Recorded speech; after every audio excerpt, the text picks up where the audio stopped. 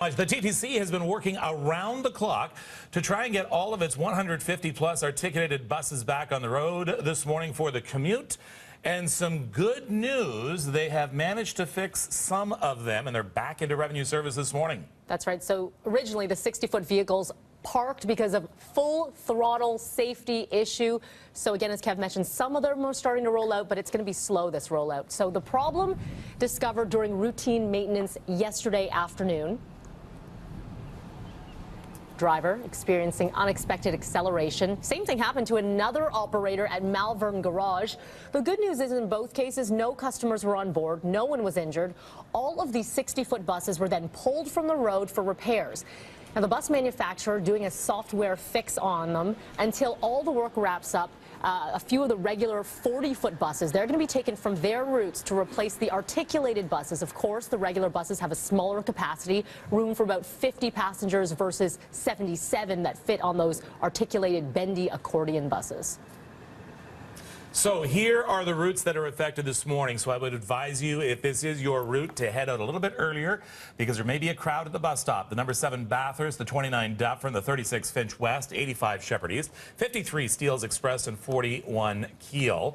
And we do want to get an update on this right now. Brad Ross, I don't know if you got any sleep. I know a lot of your mechanics did not get any sleep last night, but we were there this morning, Brad. We're seeing some of the buses roll back on the road and are picking up passengers.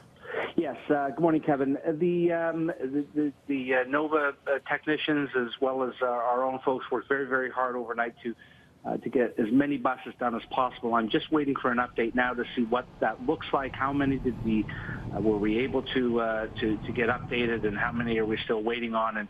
And that will then determine what the service impact will be. But not looking as dire as it was last night with respect to service. So that's good news. Brad, any idea what may have caused this issue? How old are these buses, and have we ever seen anything like this before on board? No, I don't have any information on that. They're not old buses. They are actually very, very new buses. They're the newest bus in our fleet. So it is something that we need to understand, how and why this may have happened. And that's something that we'll do once we get the fix in place. I'll get a better understanding of exactly what transpired. I think what's interesting about this too is the fact this is a software problem.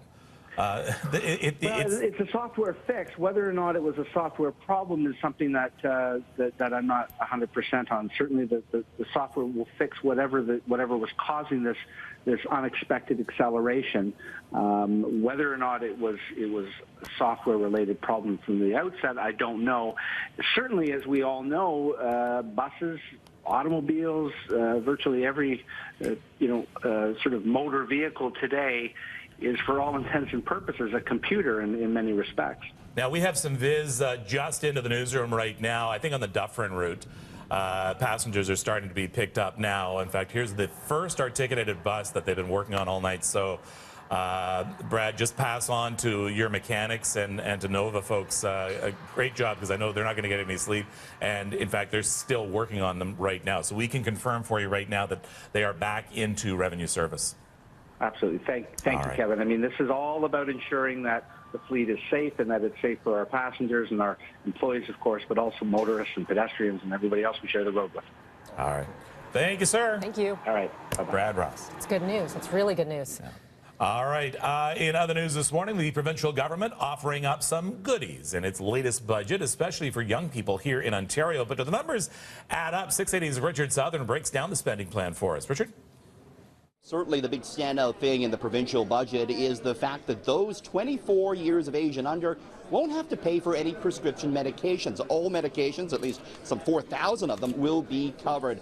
And that, one would think, would lower the insurance premiums for parents and for workers aged 18 to 24 who have prescription drug coverage at work. So that's going to be a good thing. It's not going to be a good thing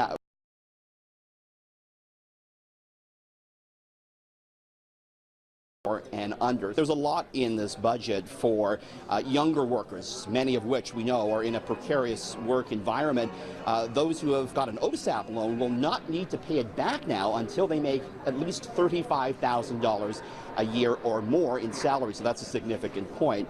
This is a balanced budget, yet the government is spending more, and they can do that because they're taking more money in, and that's a result of a stronger Ontario economy. The Ontario economy's done better in large part because of the housing sector. But I would argue that the balanced budget is a tenuous one because that housing market could easily turn around. The government itself introducing measures to cool it off.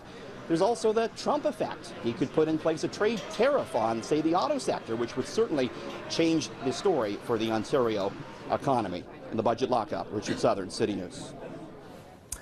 All right, United Airlines coming to a financial agreement of some sort with that Kentucky doctor who was forcibly dragged off a plane earlier this month. Yeah, the two coming to an agreement yesterday, nearly 3 weeks after David Dao was violently removed from a plane in Chicago after he refused to give up his seat for a United employee. Right now, not clear how much the settlement is worth. The airline has since changed its rules, saying that customers will not be pulled off the plane if they are already on board, and they'll be offering up to $10,000 when bumping passengers. I learned that actually they gave him 4 aircraft and he can use the CEO's backyard pool anytime he wants. That was the That's agreement. the agreement. Okay. New in theaters this weekend, Tom Hanks and Emma Watson team up in The Circle.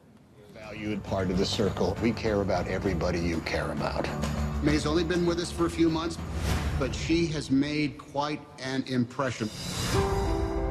So, May, do you think you Emma behave plays better a or new worse recruit at the when world's you are most being powerful watched? internet company. The high-tech thriller expected to make about $12 million this weekend. We'll see what happens on Monday. Well behind the estimated haul for the current top movie, The Fate of the Furious, probably will make another $25 million this weekend. And I am trusting you with my son. Are they yours? She doesn't even know I exist. And Selma Hayek playing a sister to a deadbeat brother dumped by his sugar mama in the comedy How to Be a Latin Lover. Okay, let's go over that again. Plays a sister to a deadbeat brother dumped by his sugar mama. You following along? Yes, Yeah. okay. All right, who came up with that line and who accepted it? I don't know, but I like it. We'll be back. You're watching Breakfast Television. It is 6:10.